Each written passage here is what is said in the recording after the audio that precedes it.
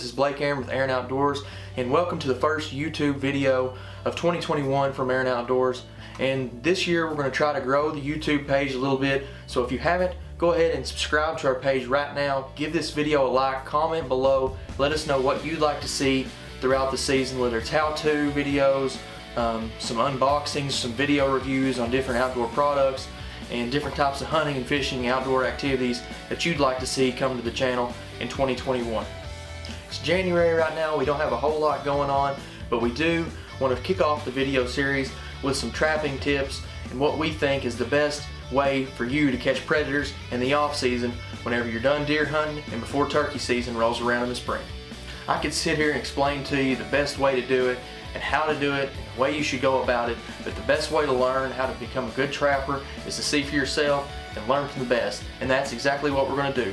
So sit back and enjoy the video. Be sure to stick around to the end and see what we catch. It was a crazy day. Before we get started trapping every time, we always boil our traps. You can use any propane tank, any propane cooker. We just got an old kettle. We fill it up with water. We've got logwood trap dye. We put 2 to 3 bags in there, and when we get started, we've got our traps on a wire. We've got 5 traps on this wire here. We'll just drop those down in the boiling water. We'll let those boil for about 6 to 8 minutes, and then once they boil in that water, we'll take them out. That takes all of our scent off of them. They'll never be touched again from this point on with bare hands. We'll always have rubber gloves on. We'll take them out. We always just hang them up, and then from then on, of course, they'll dry. And then when we get ready to go set them, we'll put them in our baskets, and then we'll head out.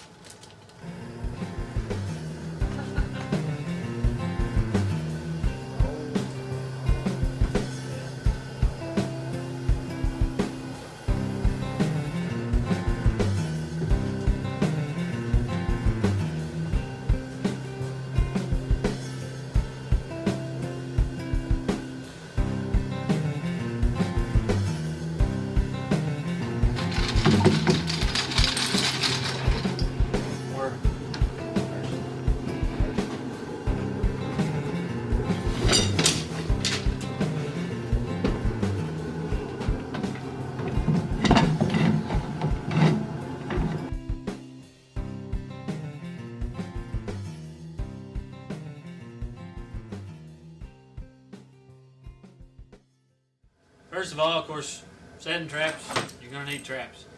This right here, the size that we normally use is 1 3/4, 1 3/4, 2s. They're all good for coyotes. We've got smaller ones for raccoons, possums, and we've even got bigger ones than these if you want to get in, like bobcats. Some people like the bigger stuff. They're a little bit stronger, but we got the traps. For our setting traps, we always use the double stake swivel. This allows us to use 2 stakes when we stake them down. These all attach together. Just put those on there. These are sold separately. This is what the finished product's going to look like. Of course, this is a new trap, and then they'll start out shiny. When we do our traps, we always try to get them to rust first. We'll put them in a toilet bowl cleaner or something like that, to where it gets the oils off the trap. You'll hang them up. You'll let them rust, and then once they rust, of course, they'll take dye. It gives them this black look, and that's when it gets the scent-free part. Other than the trap, we always use shovels are handy. We use this to dig the holes and stuff with. We've got, of course, your hammer. We've got the red fox urine. This is something that we use as a cover scent. It's not necessarily trying to catch a red fox, because I mean we're targeting coyotes, but this covers up our human scent and makes them feel at ease, I guess you could say, when they're approaching the trap. I've got various different kinds of lures. All these lures, they're gland lures mostly. They target all the predators: coyote, fox, bobcat, raccoon. But these are what gets the attention of the coyote at a long distance, whichever way the wind can carry them a long ways, or as they're passing through, they smell that. That's what gets their attention. And then we've got baits. This is just a mixture of stuff. This you'll actually put in there, and this is what I guess you could say makes them more excited when they get there. This is what they're after. They like the smell of this better than anything. It gives them interest and makes them hopefully get caught in your trap. Alright, when I'm setting dirt hole sets, when I come up to a field, I like to find a corner of a field, a drain that comes out in the field, a long tree or whatever, but right here in this particular spot, it's like the corner of a field. We've got a bean field back here. They come through here a lot, travel route, but as far as coyotes and stuff. But when I get to an area, I like to find a piece of grass or something that kind of sticks out more than others. Like right here, you got a big wad of grass that sticks out. I use that for backing. That way when coyotes or whatever it might be that you're trying to catch, when they come around, they've got to approach it from the front side. That way they don't miss the trap. Catching coyotes and stuff, it's like you said, this is a dirt hole set. This is probably the most popular one. It's nothing hard. It's just main few steps to it. We start out by digging what I call, it's like a presentation hole, a mouse hole or whatever. This is like where the coyote comes up and looks and sees. It's where you're going to put your bait and stuff that they're thinking that something's in there that they're going to catch. After you dig the mouse hole or whatever the presentation, you're going to dig the bedding area for the trap. You're just going to dig a big round circle. So now this is where the trap is going to set. Yeah, this is where your trap's going to be bedded at. Clear out the spot a little bit around because you want to be able to, you want to know what they're getting into.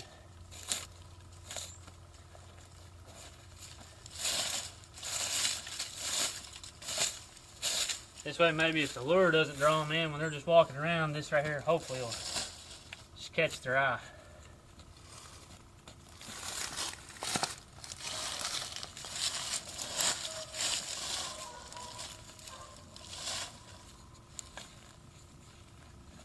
You don't ever want any rocks or anything like that in your bedding area because they might prevent your, once you got your trap in there, it might prevent your jaws from closing all the way.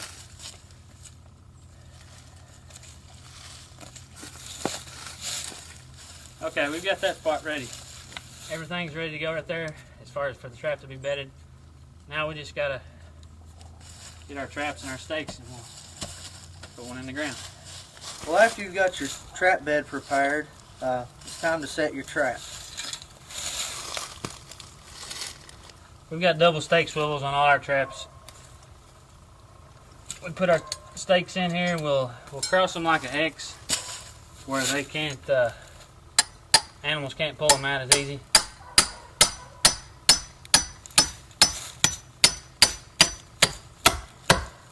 Now you drive that down flush with the ground. Flush with the ground, yeah.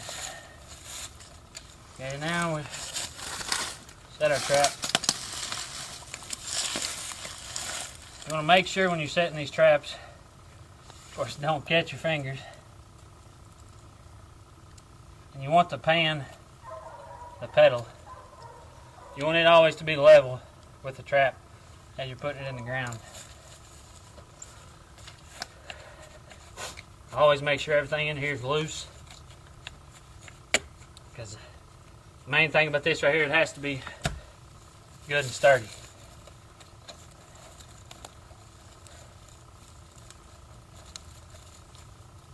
You don't want anything to be moving, because for one thing, when a coyote feels something move, you ain't going to see him no more. He's going to be gone. You want it to be like where they touch on one side or the other, and nothing moves. Just make sure it's good and solid. And then now we're ready to cover it up with dirt.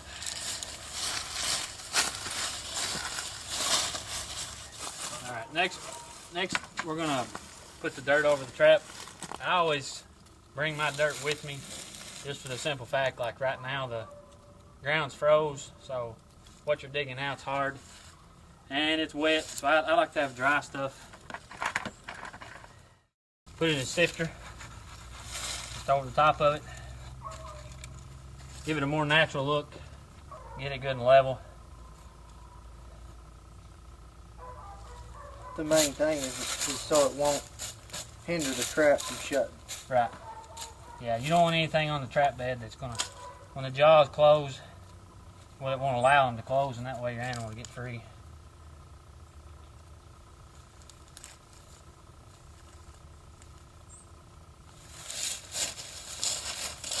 Dead grass is wadded up. This kind of helps hold scent, and then I guess you could say lets the predator know that there might be something living here. Put it down in your first original hole, and that'll hold scent. That's where it keeps them coming back through the weather and stuff. I'm gonna get our scents now. First, I want to put some lure in there. This is long range stuff. You put it on a little piece of stick about a pinto bean size. Put it down that hole. And then next, this is red fox urine. This is what we always use for like a cover scent for ourselves. Of course, it's going to attract them too and make them feel comfortable, but it's going to cover up any human scent that I have here on the ground, where it keeps them, I guess, not so nervy.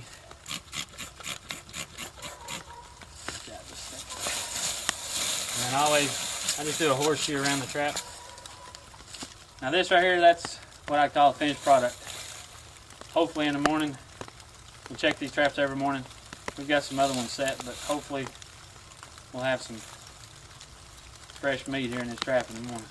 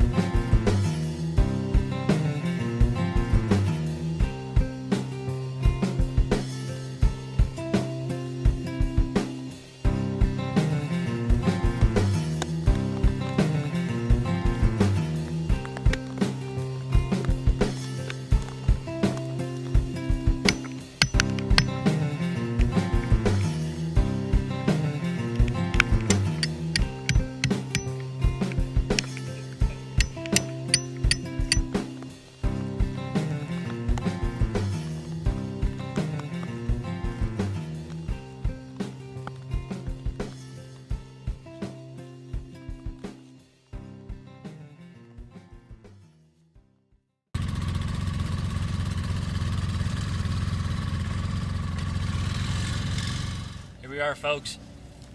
This is the first catch of a trap line this morning.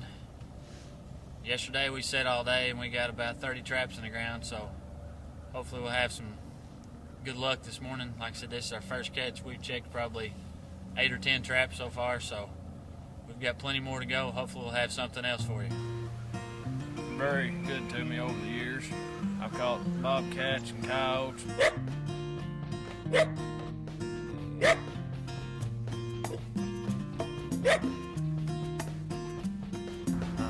So far, it's been a pretty productive day.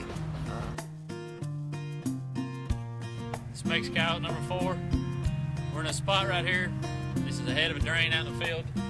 See, we got a branch running through here, kind of thick.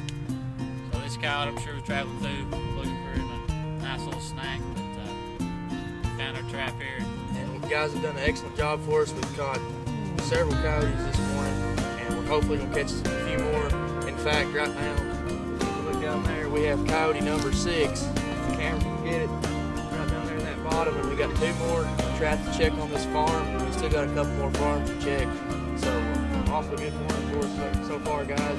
We'll go check the rest of them. We're down here in the bottom now. This is the 6th one we was talking about from up top. Jed's up there right now. He's resetting his trap.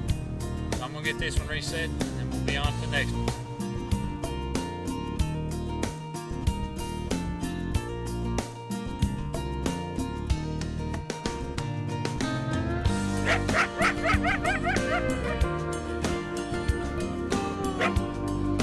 This makes coyote number 8.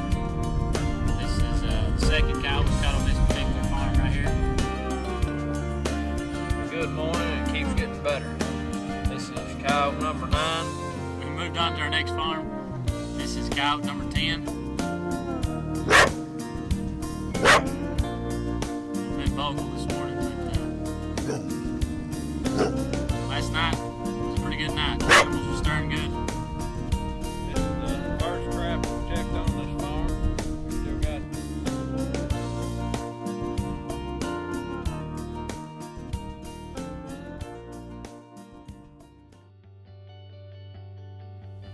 Well, guys, that's going to wrap it up for today's video. If you like the video, be sure to go down, give us a like, hit the subscribe, and also hit the notification bell in the corner of your screen. Thanks for watching today's video on how to catch predators with a dirt hole set. We had a lot of fun getting out there with the guys and learning how to catch these predators. Like I said before, we're going to have a lot of new videos, a lot of new content coming to the channel this year in 2021. So we'll see you next time right here on Aaron Outdoors.